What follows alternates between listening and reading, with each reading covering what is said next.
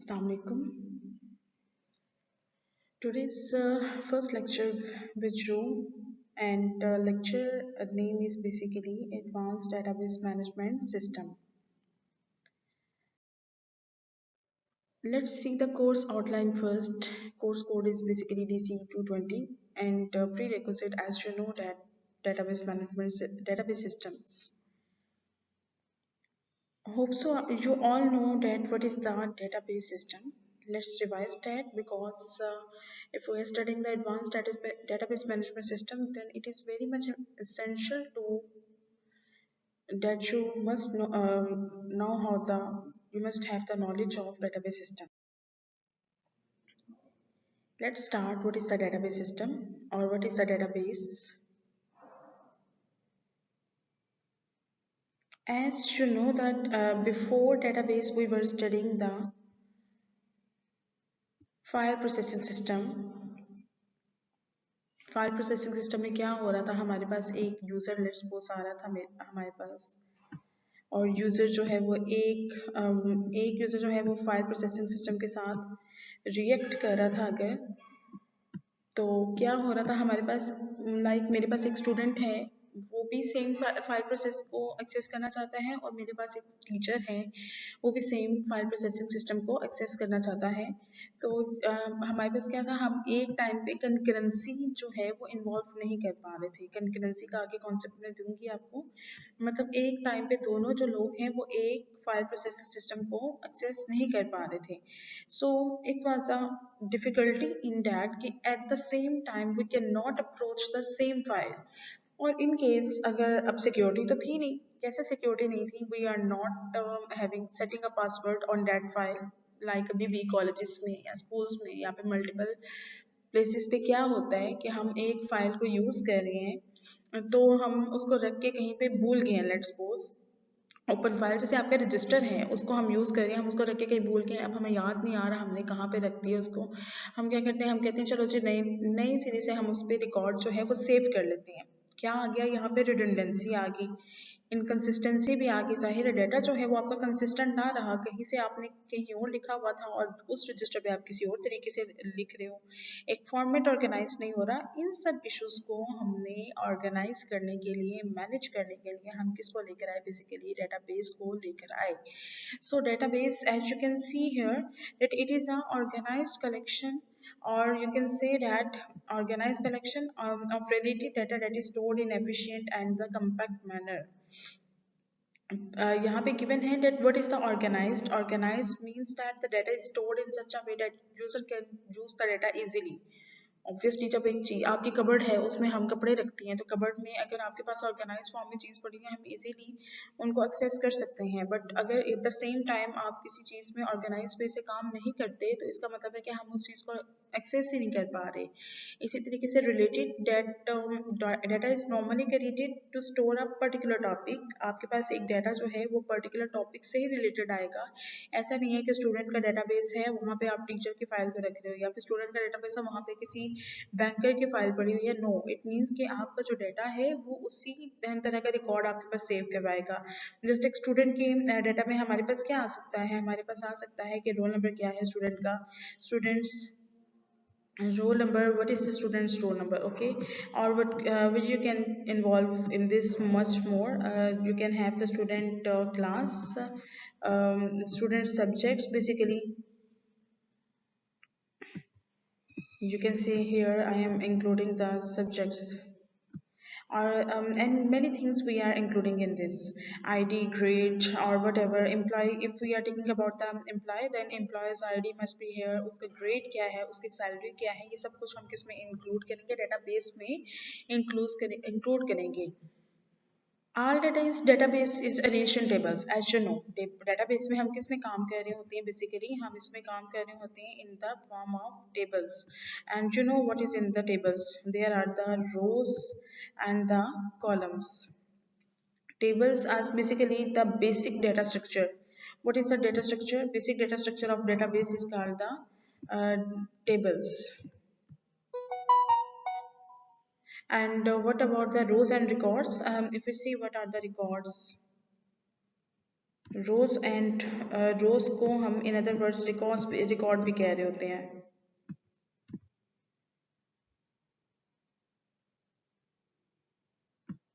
And इसी तरीके से हम कॉलम्स हम इसमें ले रहे होते हैं, कॉलम्स को हम इन अदर वर्ड्स फील्ड्स कह रहे होते हैं, कभी कभी हम उनको एट्रीब्यूट्स भी कह देते हैं। एज यू नो कि रोज की डायरेक्शन जो है वो हमारे पास किस तरह से होती है, सॉरी रोज की डायरेक्शन हमारे पास होती है वर्टिकल हॉरिजेंटल, एंड कॉलम्स की हमारे पास किस तरह से होती है वर्टिकल। कॉलम्स की होती है इस डायरेक्शन में, these are called the columns, और रोज के लिए हम कहते हैं this one horizontal direction. Y axis पे आप कह सकते हैं कि वर्टिकल होता है। एग्जाम्पल्स को डिस्कस करें अगर, तो हमारे पास कुछ एग्जाम्पल्स में क्या आ रहा है कि हम लोग फ़ोन डायरेक्टरी यूज़ कर रहे होते हैं। सिंपल एग्जाम्पल है फ़ोन डायरेक्टरी में, जैसे हम किसी फ़ोन नंबर स्टोर करवा रहे हैं डिफरेंट पर्सनस के, तो हमारे लिए आसान हो जाता है फ़ोन नंबर को सर्च आउट करना, इज़ वेरी इजी, ना कि पहले हम लोग किसी रजिस्टर पर लिख रहे होते थे। फिर आहिस्ता आहिस्ता आपने देखा होगा जब बहुत ज़्यादा लोगों के घरों में PTCL लग गया था, तो क्या हुआ था, PTCL लगने की वजह से आप लोग एक बुक सी परचेज करते थे, उसके ऊपर ABCD लिखा होता था, तो वो भी समहाउ एग्जाम्पल होती थी डेटाबेसेस की। सिमिलरली अगर मैं बात करूँ लाइब्रेरी, तो लाइब्रेरी में हमारे पास थाउजेंड ऑफ बुक्स पड़ी होती है, but it is very difficult to handle the records of all this books without database. अगर आपके पास एक रजिस्टर पे सेव हो रहा है, एक टाइम के बाद आपको रजिस्टर गुम गया है, तो फिर आपके लिए बहुत मुश्किल हो जाएगा। लेकिन अगर वही डाटा, जैसे हमारे पास गुजरात में एक हमारी ई लाइब्रेरी है, तो वो सारा सिस्टम जो है वो ऑनलाइन या फिर डेटाबेस पे अपलोड हुआ हुआ है, तो हमारे लिए ईजी है उसको मैनेज करना। हमें पता होता है कि कब किसकी इशू डेट आ गई है, कब किसी की इशू डेट नहीं चल रही, वो आपको रिकॉर्ड साथ साथ नोटिफिकेशन दे सकते हैं, तो आपकी इशुएंस रिकवरी ऑफ बुक्स जो है वो सब कुछ आसान हो जाता है। अकाउंट्स की अगर हम बात करते हैं, तो अकाउंट्स बेसिकली किसी भी ऑर्गेनाइजेशन को हैंडल करने के लिए बहुत ज़रूरी होता है। जैसे आपने फाइनेंशियल ट्रांजैक्शंस करवानी है, तो ये सब कुछ भी किसकी वजह से मैनेज हो रहा है, डेटाबेस की वजह से मैनेज हो रहा है, एंड वो प्रॉफिट निकल रहा है वहाँ से, आपके पास खुद ही ट्रायल बैलेंस आ जाते हैं, लेजर्स जो हैं वो खुद ही बहुत हैंडल हो रही होती हैं। सिमिलरली हम दूर क्यों जाते हैं, हम अपने कॉलेज की बात करते हैं, तो कॉलेज में डिफरेंट क्लासेस से रिलेटेड डाटा जो है वो स्टोर हुआ होता है, डिफरेंट क्लासेस से रिलेटेड डाटा स्टोर हुआ होता है। तो इसमें जो डिफरेंट क्लासेस होती हैं उनका रिकॉर्ड जो है वो बेसिकली कैसे हम मैनेज कर रहे होते हैं, जैसे हमने एग्जामिनेशन इंफॉर्मेशन को स्टोर करवाना है, फी ट्रांजैक्शंस आपकी हो रही हैं, इंफॉर्मेशंस हैं, वो सब कुछ हम किस पे मैनेज कर रहे होते हैं, अटेंडेंस ऑफ द स्टूडेंट्स को हम लोग मैनेज कर रहे होते हैं। जैसे अभी आपका पोर्टल वगैरह बनेगा कॉलेज का या फिर बन रहा है, इन द प्रोसेस है, तो उसको हम डेटाबेस की वजह से ही मैनेज कर रहे होते हैं। नेक्स्ट अगर that what is the database management system. Database management system is a collection of programs that are used to create and maintain a database. DBMS is a general purpose software. Basically ये एक ऐसा general purpose software है जो हम हर जगह पे use कर रहे हैं। जनरलिटी है ना, बेसिकली जनरलिटी प्रोग्रामिंग में क्या है कि हर एक बंदा उसको अपने मल्टीपर्पसेस के लिए यूज़ कर सके। तो DBMS is not a specific, it is a general purpose software. ये आजकल हम होटल्स में यूज़ कर रहे हैं, हम रेस्टोरेंट्स में यूज़ कर रहे हैं, we are using in the marts, we are using in the colleges, everywhere we are using it. इसका बेसिक पर्पस क्या है, इसका बेसिक पर्पस यही है कि हमें ये स्ट्रक्चर एक दे रहा है, डिफाइन किया हुआ उसने स्ट्रक्चर, उसके बगैर हम कुछ भी नहीं कर सकते। इसमें हम डेटा टाइप्स भी लगा रहे हैं, और उस डेटा टाइप्स के सेपरेट होके देखें तो हम मेटा डाटा हम उसमें अप्लाई कर रहे होते हैं। How these data types are implemented, that is done by the metadata. Metadata is basically data about data, as you know. Format हमारे पास गिवन है, अगर हम उस फॉर्मेट के अकॉर्डिंग नहीं चलते, हम प्राइमरी की नहीं लगाते, हम जैसे हम दूर क्यों जाते हैं, हमारे पास पाकिस्तान में बिगेस्ट डाटाबेस किस चीज़ का चाह रहा है, नादरा का। नादरा में क्या होता है, हर बंदे की जो इस दुनिया में एग्जिस्ट कर रहा है, उस बंदे की आपके पास आईडी गिवन है। ऐसा नहीं है कि कोई भी पाकिस्तान में ऐसा बंदा ना हो जिसकी आईडी अभी तक गिवन नहीं है, ठीक है, उसको हम उसका हर जगह पे तो आपका आईडी कार्ड चेक होता है। इसका मतलब है कि आपकी नेशनैलिटी होना बहुत ज़रूरी है, और वो किसके अकॉर्डिंग हम करवा रहे हैं, वो डाटा बेसिस के थ्रू करवा रहे हैं। कॉन्स्ट्रेंट्स लगा रहे हैं, कॉन्स्ट्रेंट्स क्या लगा रहे हैं कि जो प्राइमरी की है उसकी वैल्यू कभी भी नल नहीं हो सकती, रूल लगा रहे हैं, that is called a rules. It provides the facility to store data on some storage medium. It means कि वो जो डाटा है वो भी किसी अच्छे हार्डवेयर पे स्टोर हो रहा है। मतलब उस हार्डवेयर को हम बेसिकली क्या कह सकते हैं, हार्ड डिस्क भी कह सकते हैं, लेकिन वो बहुत हाई लेवल के हार्ड ड्राइव्स हैं या फिर बहुत हाई लेवल के स्टोरेज मीडियम्स हैं, उनको हम यूज़ कर रहे हैं। नेक्स्ट अगर मैं देखूँ तो यहाँ पे हम लोग इसको इंसर्ट भी करवा रहे हैं और डिलीट भी करवा रहे हैं और इसको अपडेट करवा सकते हैं। मतलब ये हमें आपके पास ऑप्शन देते हैं। सिमिलरली अगर हम रजिस्टर्स की बात करते हैं तो रजिस्टर्स में कुछ भी ये सब कुछ पॉसिबल नहीं है कि हम एक चीज़ को लिख के हम उसको दोबारा से इंसर्ट डिलीट और अपडेट या फिर रिट्रीव करवा सकें। रिट्रीव का मतलब है कि हम किसी स्पेसिफिक यूज़र को दे सकें। अब यहाँ पे हमारे पास कुछ डिफरेंट कंपोनेंट्स आ जाएंगे। वो कंपोनेंट्स किस तरह के हैं कि हमारे पास यहाँ पे डाटा यूटिलिटीज हम यूज़ कर रहे होते हैं, ये बेसिकली इंटरनेट से ली हुई है, लेकिन ये आपके लिए बहुत बेनिफिशियल हो सकती है। इसमें हम रिपोर्ट्स जनरेटिंग करवा सकते हैं। रिपोर्ट जनरेटिंग हम कैसे करवा सकते हैं कि आपके पास फॉर एग्जांपल एक यूज़र है, रिपोर्ट्स हम बार बार आपके पास हमें कुछ भी करना नहीं पड़ेगा। हमारे पास डिफरेंट यूज़र हमें किस तरह से करना नहीं पड़ेगा, जैसे आपके पास एक डेटाबेस है ना, बहुत बहुत आपको बता देगा कि इस स्टूडेंट की इतनी छुट्टियां हो चुकी हैं। That is something called the report generating. Storage engine इसमें क्या है, अगर हम स्टोरेज इंजन की बात करते हैं, लेट्स सी, तो ये कोर कंपोनेंट होता है, इसके बगैर कुछ भी नहीं हो रहा था। स्टोरेज इंजन में एक आपके पास डेटाबेस जो है वो इंटरेक्ट कर रही होती है फाइल सिस्टम, जो कि किसके साथ इंटरेक्ट करती है, बेसिकली बैकएंड पे ऑपरेटिंग सिस्टम के साथ। और ऑपरेटिंग सिस्टम में बेसिकली हम क्या कर रहे होते हैं, सारा डाटा जो है वो स्टोर करवा रहे होते हैं। वो किसकी वजह से स्टोर करवा रहे होते हैं, हम क्यूरी लैंग्वेजेस लगा रही होती हैं। क्यूरी लैंग्वेजेस जो है वो डेटाबेस एक्सेस करने की लैंग्वेज है। इसके थ्रू हम किसी भी चीज़ को एक्सेस करवा रहे हैं, इसके थ्रू हम किसी भी चीज़ को एक्सेस करवा सकते हैं। और डेटाबेस क्यूरी लैंग्वेज मतलब हम इसमें कौन सी लैंग्वेज यूज़ कर रही होती हैं, एसक्यूएल कर रही हैं या फिर हम Mongo dB Curie language use कर रही हैं, उसको हम एमक्यूएल कह सकते हैं। क्योंकि डेटाबेस आपके पास एक तरह की तो नहीं है, मल्टीपल है। जैसे हम लोग एसक्यूएल यूज़ करते थे, माई एसक्यूएल यूज़ करते थे, मोंगोडीबी यूज़ करते हैं, ओरेकल यूज़ करते हैं। ये डिफरेंट आपके पास डेटाबेसेस हैं। अब तो ये बहुत ज़्यादा आगे की बात हो गई है। अब तो डेटाबेस एक छोटी चीज़ हो गई। अब हम यूज़ करते हैं डेटा एनालिटिक्स के लिए डेटाबेसेस, जो कि हडूप स्पार्क वगैरह होती हैं। क्यूरी प्रोसेसर में हमारे पास क्या होता है बेटा, क्यूरी प्रोसेसर में हम क्या करते हैं, इंटरमीडिएटरी मतलब यूज़र क्यूरीज के दरमियान हम डेटाबेस में लिंक जनरेट करवा रहे होते हैं प्रोसेसर की वजह से। अभी बात हम कर रहे थे डेटाबेस लैंग्वेजेस की, तो हमारे पास जो क्यूरी लैंग्वेजेस हैं वो हमारे पास एक नहीं है, वो मल्टीपल हैं। जैसे हम लोग DTL यूज़ करते हैं, in which we define the schema of any table. इसी तरह से हम डाटा मैनिपुलेशन यूज़ करते हैं, जिसमें हम क्या करते हैं, डाटा को मैनिपुलेट करवा सकते हैं। मतलब हम मैनिपुलेट किस तरह से कर सकते हैं कि हम उसमें CRUD ऑपरेशंस अप्लाई करते हैं। As you know the meaning of CRUD, if you know, because you have studied in the databases, that CRUD is basically called the create, read, update and delete। तो वो DML के through आता है। Curie languages की भी बात हो रही है। इसी तरह से DCL हम लोग बात करते हैं डाटा कंट्रोल लैंग्वेजेस की। DCL क्या होता है, डाटा कंट्रोल लैंग्वेजेस होता है। और उसमें हम क्या करते हैं, हम परमिशंस कंट्रोलिंग, हम परमिशंस और एक्सेस की बात कर रहे होते हैं कि किन लोगों को हमने परमिशन देनी है, कौन लोग इस सिस्टम को यूज कर सकते हैं। Similarly one is there is another mostly no one discuss it, but it is some famous transaction control languages. Transaction control languages is basically internal database transactions. In these transactions are happening, how the data is transferring, so how the data is transaction how the transactions are happen in the data, you can say that. Next, if we say we were talking about the query, query processor is the intermediately link between the user and the database, and in this we are updating the query is the process of interpreting user queries such as SQL and making them actionable commands that the database can understand to perform the appropriate functionality. What are the components of query processor? Here are many things: execution of engine, query cache, optimizer. In your phones, there is also a cache.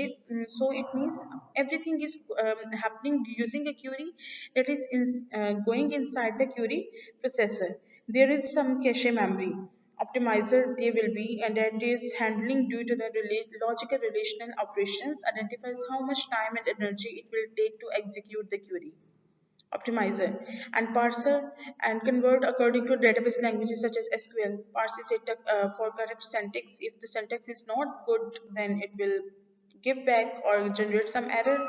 And next we say what is the optimization engine. Basically optimization is engine is provide insight to the performance of the database in terms of optimizing the database itself and query. Monitoring tools, you can say it is a very powerful tool set. Metadata, a log manager here is also.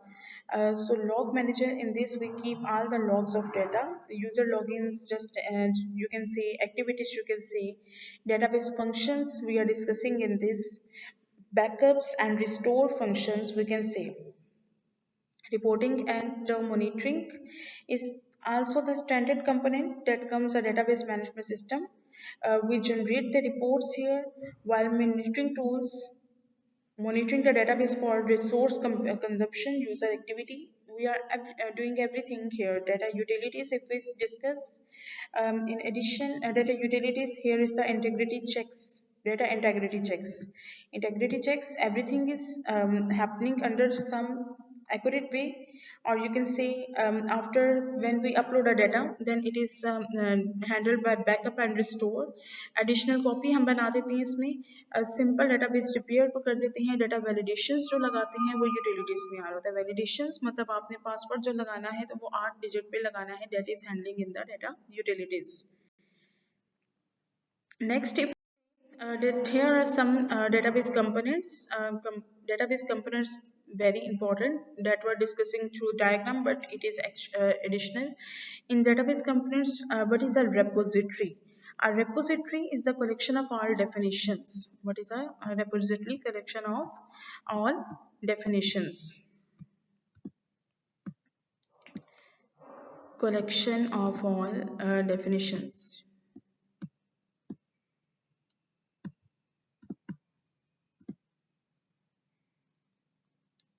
Okay, I will speak in very slow form. Then you can write down any book. A repository is a collection of all definitions, data relationships, output styles, report formulas. In means it is a metadata. All the information is the metadata that is important to manage database is called a repository. Basically you are making some knowledge about knowledge or the information about information. If you don't know that how to define the data, then you cannot enter anything. If you don't know how to create the relationship, for example there is a ERD diagram of school, university or the school or the college, then you should know that school, in the school students are linked to whom, teachers, and teachers are linked to whom, principal, and principal is linked to whom, director, something. It is basically linking as relationship creation. Output styles, then how it will give us the output, it is discussing in the repository. And next we will discuss about the database management system. Database management system is a collection of programs that are used to create and maintain our database. Next, if we discuss what is a database, as we have already discussed, that in database is a defined, organized collection of related data. So you can add that definition here. Application program is a program that is used to send commands to the database, basically through which user is interacting and giving some commands using the graphical user interface to the database or to the system, and actually from the system it is going to the database. We can say in here most important thing, we are using the graphical user interface. And as you know that how many user interfaces, forms, in the form of forms, in the form of menus, reports, so all these are also types of database management systems. Data administrators are the persons who are responsible of whole information system. They authorize access to the database as well as coordinate and monitor the use of database. Basically, data DA, we can also say that are the responsible for whole database system. Responsible persons, you can say that.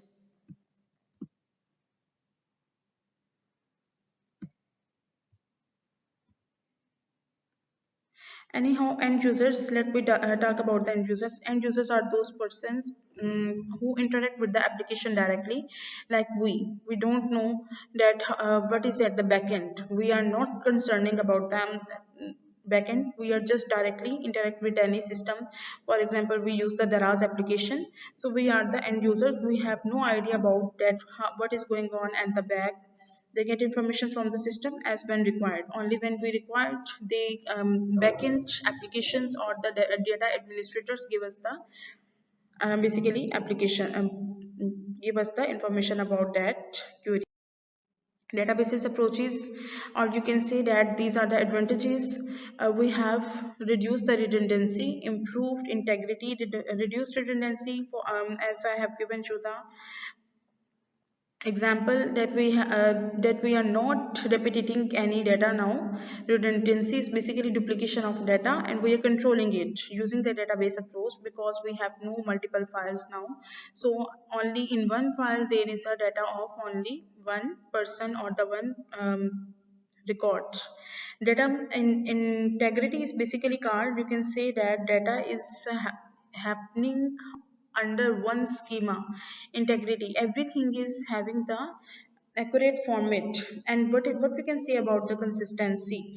Consistency, obviously, when there is no redundancy, so everything is happening smoothly at one place, easy to maintain and easy to update, so it is called a consistency. Security, obviously no one is using unauthorized access. There is no unauthorized access. It means that data is the database also giving us the protection of database. Registers को तो कोई भी हाथ लगा सकता था, लेकिन database को हम पासवर्ड सेट कर रहे हैं तो अनऑथराइज एक्सेस ही नहीं है। और अगर हो भी जाए तो वो आपका जो सिस्टम है वो खुद ब खुद ऐसे जैम हो जाता है समटाइम्स कि आपको पता चल जाता है कि यहाँ पे हम लोगों ने किस तरह से उसकी डेटाबेस को सिक्योरिटी देनी है। तो जब सिक्योरिटी आ गई है तो एक प्रॉपर कंप्लीट जो है वो एक्शंस आप परफॉर्म करवा रहे हो वहाँ पे, ताकि आपके जो एंट्री ऑपरेटर है वो अलाउ ही ना कर सके किसी और को, ताकि आपकी सिक्योरिटी ऑप्शंस जो डिफरेंट पर्पसेस डिफरेंट यूजर्स के लिए डिफरेंट पर्पसेस के लिए हैं वो डिफरेंट ही रहें। आप हर एक को कुछ भी एक्सेस नहीं कर सकते। फॉर एग्जांपल, आप स्टूडेंट ए है वो स्टूडेंट बी का रिकॉर्ड नहीं देख सकता जब तक वो होना चाहिए। इसी तरह से टीचर्स की आप पर्सनल डिटेल्स नहीं देख सकते जब तक वो उतना बता दे। फॉर एग्जांपल, ये सिस्टम है सिक्योरिटी में। इसी तरह से डेटा शेयरिंग्स हैं।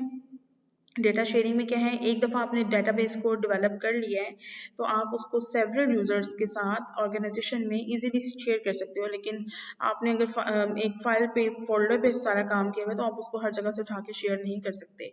आपको वो देने जाना पड़ेगा। वो कैसे देने जाना पड़ेगा? पेट्रोल के साथ, पेट्रोल लगाना पड़ेगा पहले, और आजकल वो वैसे बहुत रिड्यूस हुआ है। सो इट मीन्स कि हमें किसको फॉलो करना चाहिए? डेटाबेस को फॉलो करना चाहिए। एटॉमिसिटी की अगर हम बात करते हैं तो एटॉमिसिटी क्या होता है कि collection of all steps to complete a process is called basically in this transactions is happening.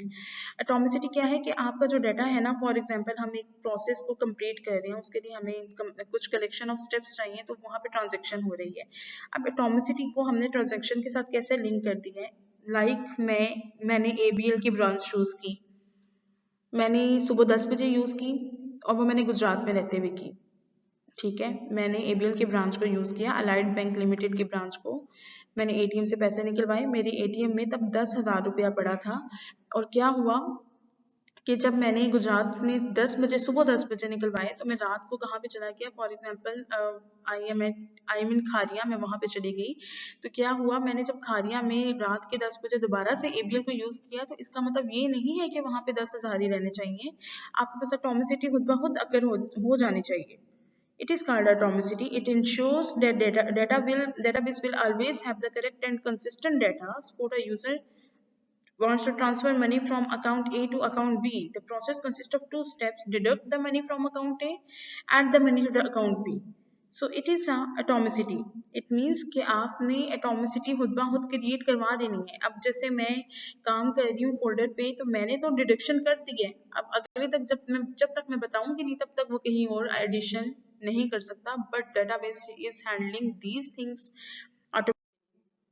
Now discuss about the disadvantages. अब आपको भी पता है हर जगह पे फायदों के साथ नुकसानात भी होते हैं। So high cost of database is one of the biggest issue. Obviously इतना कुछ हमें वो दे रहे हैं तो कॉम्प्लिकेटेड और हैवी सॉफ्टवेयर भी तो उसके लिए बनाना पड़ेगा, या फिर उसके लिए सोफिस्टिकेटेड सॉफ्टवेयर्स भी हमें लेने पड़ेंगे जो, और सोफिस्टिकेटेड सॉफ्टवेयर्स को, लार्ज सॉफ्टवेयर्स को हैंडल करने के लिए हमें डेटाबेस को परचेज भी उसी तरीके से करवाना पड़ेगा। High hardware cost, it means कि हाई हार्डवेयर कॉस्ट में क्या है कि हम लोगों ने हैवी सॉफ्टवेयर्स बनाए हैं या फिर वो कॉम्प्लिकेटेड हैं, एडिशनल मेमोरी को भी यूज़ कर रहे हैं, और जब एडिशनल मेमोरी यूज़ हो रही है तो ऑब्वियसली आपको पावरफुल हार्डवेयर बनाना पड़ेगा। हाई प्रोग्रामिंग कॉस्ट की अगर हम बात करते हैं तो DBMS जो है एक कम्प्लेक्स सॉफ्टवेयर है जो कि बहुत से फीचर्स के साथ चल रहा है, और यहाँ पे थ्रू नॉलेज ऑफ सिस्टम्स आ रही है। तो यहाँ पे बेसिकली बेस्ट एडवांटेज इसका ये है कि प्रोग्रामिंग कॉस्ट भी उसी तरीके से आपकी ज़्यादा हो जाएगी। कन्वर्जन कॉस्ट ऑब्वियसली ज़्यादा हो जाएंगी। जब आप रिकॉर्ड्स को डाटाबेस में डाल रहे हो तो डाटा को कन्वर्ट भी तो करना पड़ेगा फाइल्स से डाटाबेस सिस्टम्स में, तो कन्वर्जन कॉस्ट पे वहाँ पे मस्त लगेगी। कभी कभी ऐसा होता है कि लाइट नहीं है, और रिसोर्सेज जो हैं, कंपोनेंट्स जो हैं वो सेंट्रलाइज्ड हैं, तो अगर इस तरह का कुछ इशू आता है, सेंट्रलाइज इसका मतलब है कि एक ही डाटा से हमने डाटा लेना है, तो बहुत ज़्यादा इशू हो जाता है। सिमिलरली अब आप बात कर रहे हो नेक्स्ट कम्प्लेक्सिटी एंड परफॉर्मेंस की। कम्प्लेक्सिटी जनरल पर्पस सॉफ्टवेयर है, सो इट मीन्स कि कभी कभी कम्प्लेक्स भी हो सकता है और उसकी परफॉर्मेंस भी कभी डाउन हो सकती है, लेस एफिशिएंट हो सकती है।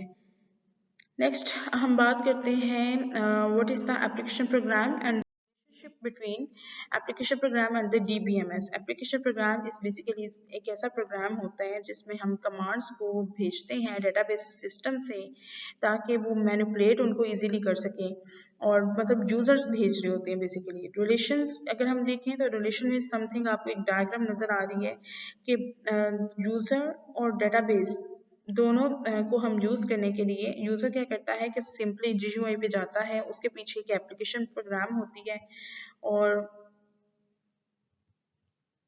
उसके पीछे एप्लीकेशन प्रोग्राम होती है, वो डायरेक्टली क्या करता है,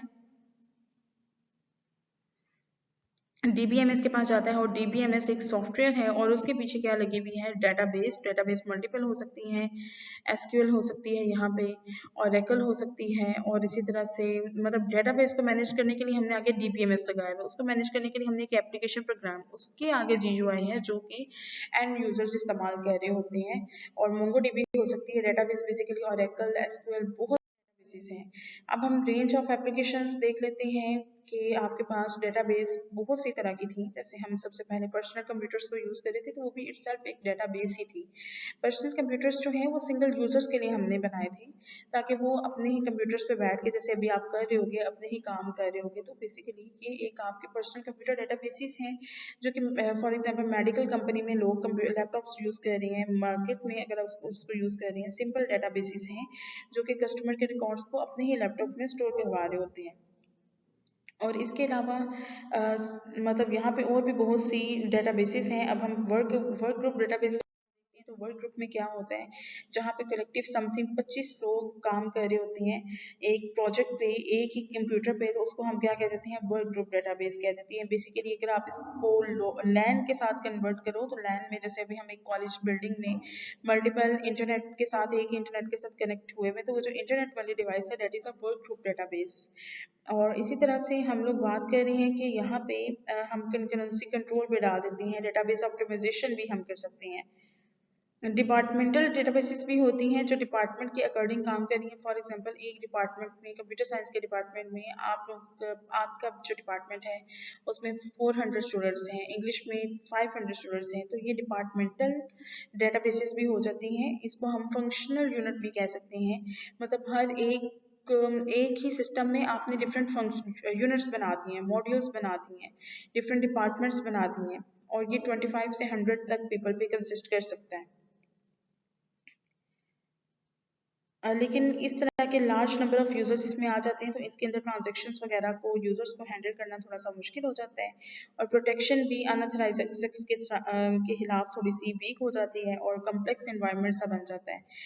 अगर हम बात करते हैं that is enterprise database, it is warehouses में हम इसको यूज कर रहे होते हैं। ये बहुत ही कह लें अच्छे लेवल की होती है, जिसमें हम सब कुछ इकट्ठा कर देते हैं, personal computers, work groups, departmental databases, इन सबको हम इकट्ठा कर देते हैं। इसका मतलब है कि हम इसमें distribution of data among various locations, corporate structures में हम इनमें काम कर रहे होते हैं। Maintenance of standards like data names, definitions and formats हम इनमें बात करें। जैसे suppose a university has many departments like CS, biology, architecture, then each department uses a departmental database and it is maintaining by which enterprise database।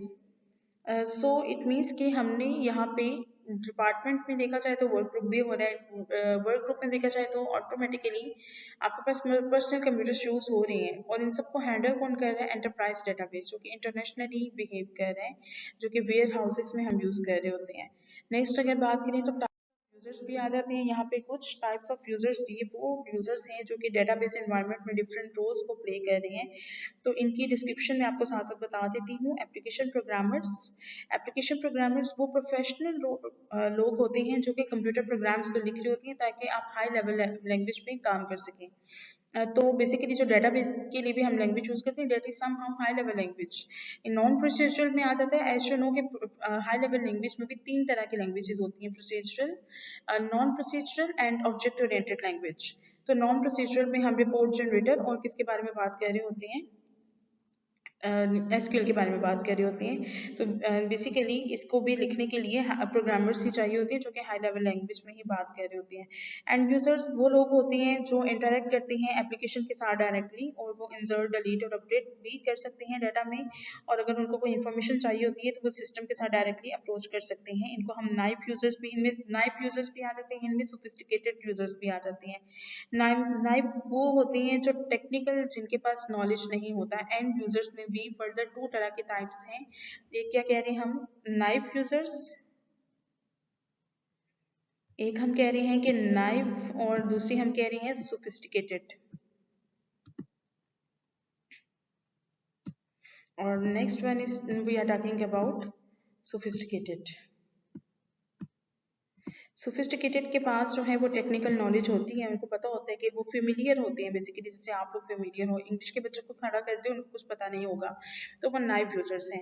Similarly DA के बारे में पहले भी बात हो चुकी है कि एक मोस्ट टेक्निकल यूजर होता है जिसके सिर में सारी जिम्मेदारियां लगाई होती हैं कि आपने सॉफ्टवेयर को कैसे इंस्टॉल करना है, जैसे आपने डेटाबेस सिस्टम को कैसे मॉनिटर करना है।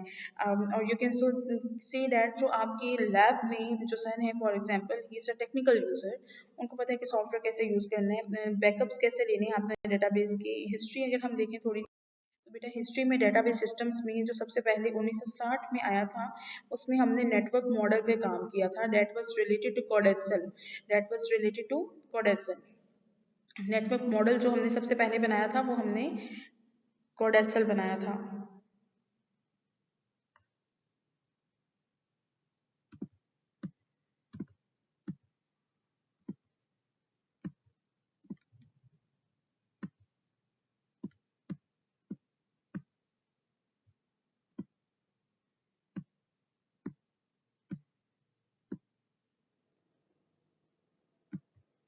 और इसके अंदर हम हायरार्किकल को डिस्कस कर रहे थे। हायरार्किकल में हमने आईएमएस पे काम किया था।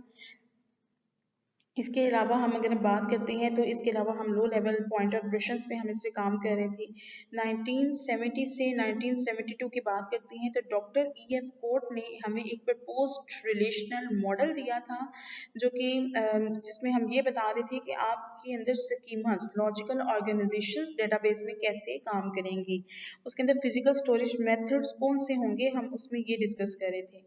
आगे हम बात करते हैं, इसके अंदर हम क्या बात कर रहे हैं, 1970s में हमने बात की थी कि हम लोगों के पास रिलेशनल सिस्टम्स डेवलप करवाए जाएंगे, जो कि 74 से 70s की बात हो रही है। तो 70s में आप किसी भी चीज़ को ले सकते हो, मतलब 74 से हम बात करते हैं 77 तक।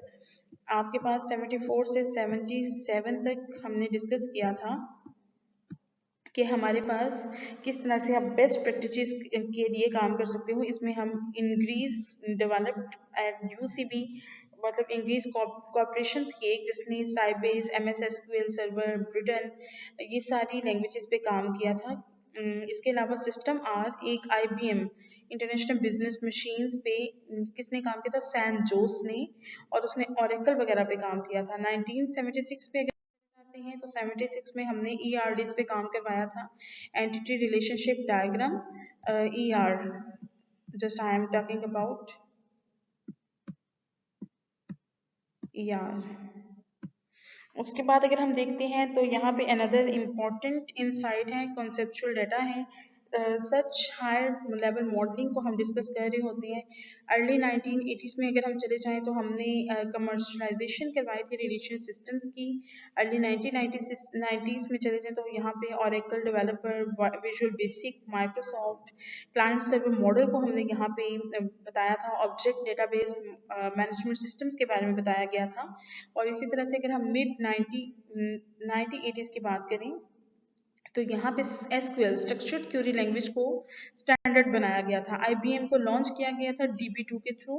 हायरार्किकल मॉडल्स को डिक्रीज किया गया था, यहाँ पे उनका यूजेज कम हो गया था। और इसी तरह से अगर हम अर्ली 90s में जाते हैं तो अर्ली 1990s में बेसिकली आप लोगों ने application development such as power builder, Sybase, Oracle developer, इन सब पे काम किया था। यहाँ पे भी क्लाइंट सर्वर मॉडल पे काम किया गया था। मिड 1990s में इंटरनेट को भी बताया गया था, इंटरनेट को अपीयर करवाया गया था, जैसे कि वेब बेस और DB को आपस में कनेक्टिविटी कैसे करवानी है, ये हुआ था। नेक्स्ट आपके पास लेट 1990s में OLTP और ऑनलाइन ट्रांजैक्शन प्रोसेसिंग और ऑनलाइन एनालिटिकल प्रोसेसिंग, इन सबको हमने इंट्रोड्यूस करवाया था using the point of sale technology on the daily basis. Early 21st century में क्या हुआ था? अर्ली 21st सेंचुरी में हम लोगों ने IBM, Microsoft, Oracle, DB market, इस तरह की हम लोगों ने बेसिकली एप्लीकेशंस को इंट्रोड्यूस करवाया था या डेटाबेसेस को इंट्रोड्यूस करवाया था। फ्यूचर में एज यू नो डैट हम लोगों ने XML एक्सटेंडेड मार्कअप लैंग्वेजेस को यूज़ किया, डाटा माइनिंग को, डाटा वेयर हाउसिंग को, और ये सब कुछ किसकी वजह से पॉसिबल हुआ? AI की वजह से।